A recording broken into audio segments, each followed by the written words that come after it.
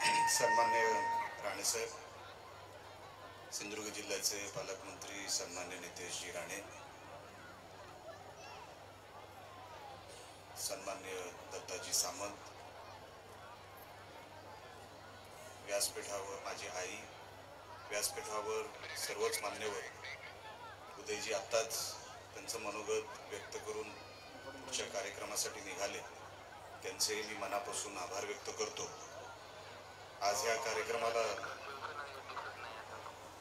एवढ्या मोठ्या प्रमाणामध्ये सामंत साहेब आपण आणि आपल्या सगळ्या सहकार्याने, हा खरं तर राणे साहेबांचा वाढदिवसाचा कार्यक्रम वाटतो। तुम्ही माझ्यासारख्या एका लहान कार्यकर्त्याचा एवढा मोठा वाढदिवस साजरा केला, मनापासून मी तुमचे आभार मी मनापासून मानतो। की खरं तर नितेशलाही माहिती आहे, मी काय वाढदिवस वगैरे साजरा करणारा माणूस नाही। अनेक वर्ष मी वाढदिवस साजरा केलेला नाही,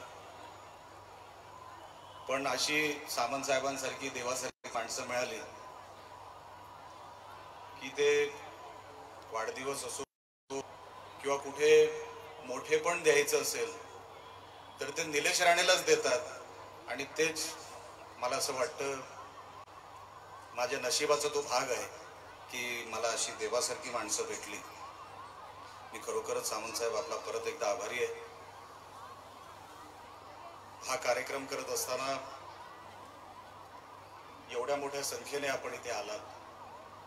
खरं तर मला सामंत साहेब दुसऱ्यांच्या वाढदिवसाचं मनोगत मला चांगलं जमतं, माझ्याच वाढदिवसाचं मनोगत मी कधीच असं बोललेलो नाही, म्हणून मला सुचत नाही।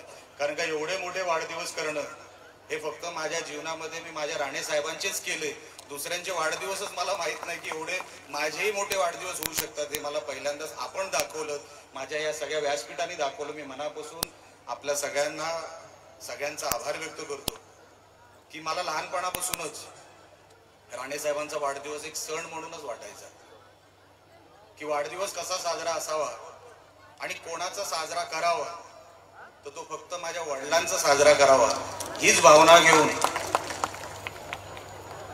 मी अनेक त्यांच्या वाढदिवसाला त्यांचा वाढदिवस मोठा कसा होईल याच्यासाठी प्रयत्न केले।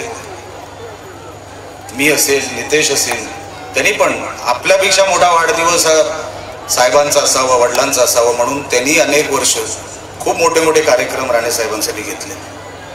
हे सांगत असताना आपण आज जो कार्यक्रम इकडे उभा केला, संध्याकाळी 5 वाजेपासून आपण इकडे गर्दी केली, खरं तर अजून एक योगायोग आहे आणि माझ्यासाठी फार मोठं म्हणजे काय म्हणावं त्याला, समाधान आहे, आनंद आहे की उद्या 17 तारीख माझा वाढदिवस आणि तिथीनुसार आपल्या छत्रपती शिवाजी महाराजांची जयंती पण उद्याच। हाही एक माझ्यासाठी फार मोठं कारण आहे माझ्या वाढदिवसाचं। मी मनापासून आपल्या सगळ्यांचे आभार व्यक्त करतो। जे जे काय माझ्याबद्दल मागच्या 3 महिन्यामध्ये मी करायचा प्रयत्न केला, मी मनापासून करायचा प्रयत्न केला। 10 वर्षाच्या जे काही झालं, पराभव झाले वगैरे, मी काय त्याच्यात जात नाही, पण मला लोकांनी निवडून दिलं ते काहीतरी करण्यासाठी दिलं, मागे जे झालं नाही ते सांगण्यासाठी दिलेलं नाही याची जाणीव ठेवून मी कामाला लागलो। आणि जसं मी निवडणुकीला सांगत होतो की जेव्हा मी त्या सभागृहात उठीन बोलायला आपल्याला अभिमानच वाटेल, असं मी तिथे सभागृहामध्ये काहीतरी बोलीन, असं काहीतरी करीन। आणि मी माझा प्रामाणिक प्रयत्न केला। मी फार काय मोठं केलं अशातला माझा सांगण्याचा माझा काही भाग नाही। जसं उदयजींना भीती होती की त्यांनी नेहमी बाहेरचीच भाषणं ऐकलेली होती, हा सभागृहात काय बोलेल, हा कसा बोलेल, ही अनेकांच्या मनामध्ये भीती होती। पण राणे साहेबांना इतके वर्ष जे मी गॅलरीत बसून बघायचो, त्यांचा खास करून विरोधी पक्ष नेता म्हणून त्यांचा जो कार्यकाळ होता तो मी फार जवळून बघितला। त्यांच्याबरोबर त्याच काळामध्ये मी महाराष्ट्र फिरलो। विरोधी पक्ष नेता कसा असावा मुख्यमंत्री म्हणून त्यांचा कार्यकाळ त्यांना फार कमी महिने मिळाले, पण विरोधी पक्ष नेता म्हणून त्यांनी जे महाराष्ट्राची विधिमंडळ गाजवली, अजूनपर्यंत नितेशलाही आपण विचारा, सामंत साहेब, अजूनपर्यंत राणे साहेबांचं नाव त्या सभागृहात घेतलं जातं की कामकाज करावं तर ते राणे साहेबांनी करावं विधिमंडळाचं. आणि अनेक वर्ष मी त्यांना गॅलरीत बसून बघायचो. त्यांनी 3-3 तास भाषणं केलेली आहेत, विदर्भावर केलेली आहेत, अनेक विषयांवर त्यांनी त्यांची विधिमंडळातली भाषणं मी तिथे बसून ऐकले आणि महाराष्ट्रातले त्यांचे दौरे मी जवळून बघितले. आणि म्हणून नेमकं काय करावं त्या विधिमंडळामध्ये जाऊन हे मला त्यांच्याकडून शिकता आलं, हे माझं भाग्य आहे. आणि एक छोटासा प्रयत्न मी तोच केला. मला आज 12 दिवस झाले विधिमंडळामध्ये. 12 दिवसापैकी 2 दिवस विधिमंडळ लगेच बंद झालं, कामकाज झालेलं नाही. या 10 दिवसामध्ये माझ्या कुडाळ मालवण मतदारसंघासाठी जे काय करता आलं, जेवढा आवाज, जे काय मांडणी योग्य पद्धतीने करता आली ते मी प्रामाणिकपणे केली. आपण जो आशीर्वाद मला दिला त्याची परतफेड शब्दांनी होऊ शकत नाही. मी किती जरी काम केलं तरी कामाने देखील होऊ शकत नाही.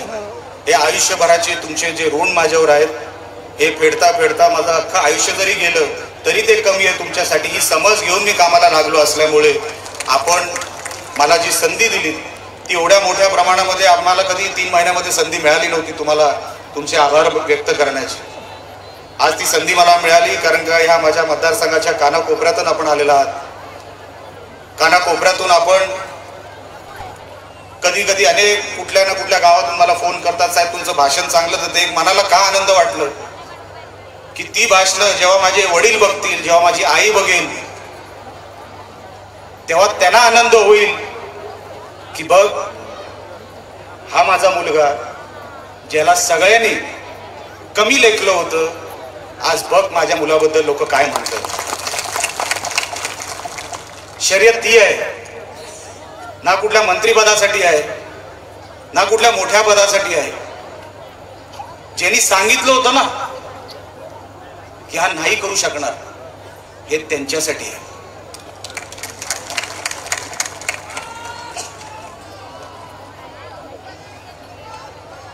मला खरोखरच कोणाला काही सिद्ध करायचं नाही, ना विरोधकांना नाही कोणालाही.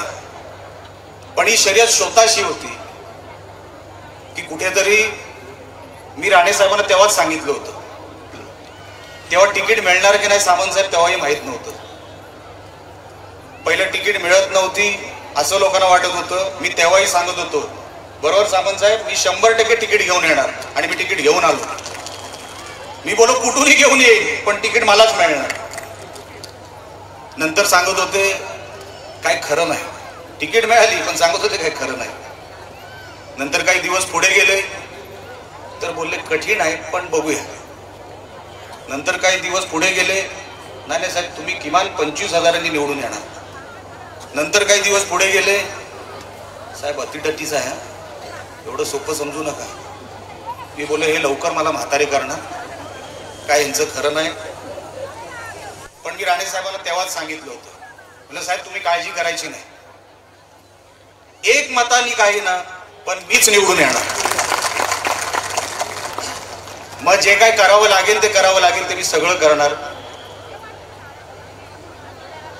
कारण का मला माहिती होतं की माझ्या घरासाठी इवन नितेश तो सांगू शकणार नाही, पण त्याच्यासाठी त्याच्या मतदारसंघामध्ये तो जेवढं लक्ष देत नव्हता तेवढं तो माझ्या मतदारसंघामध्ये लक्ष देत होता की नाही ते निलेश काही करून आला पाहिजे.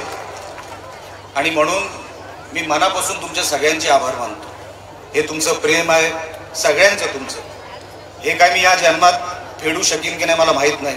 सामंत साहेब आपण पण माझ्यासाठी खूप करता सगळ्यांची. मी काय कोणाचं एकावर नाही, पण सामंत साहेब कसं आहे सर्वात उंच आहे आणि कुठूनही दिसतात.